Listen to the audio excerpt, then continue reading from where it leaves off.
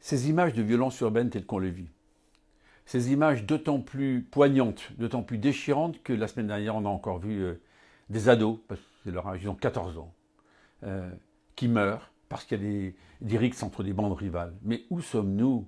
Cette démocratie, elle est fragilisée, elle est menacée. Ces images de samedi, lorsque des véhicules de police étaient escaladés par des jeunes qui voulaient casser pour casser. On ne peut pas continuer comme cela. Ça fait longtemps, alors c'est pas uniquement les 3 dernières années, ça s'est accéléré. Et pourtant, les forces de police, de gendarmerie font tout ce qu'elles peuvent et il faut les soutenir et les encourager. Mais ça ne suffit pas. Il faut que la sanction judiciaire soit à la hauteur. Je vous le dis avec un peu de gravité.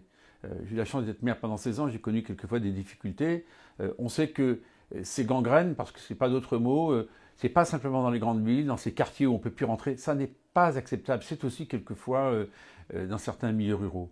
Donc il faut être inflexible et faire en sorte qu'il n'y ait aucun acte ne soit pas sanctionné. Ah, bien sûr avec une proportion, une proportionnalité. C'est-à-dire qu'en fait on ne peut pas sanctionner de la même façon un petit délit d'un grand délit, mais ne rien laisser passer, édicter des règles.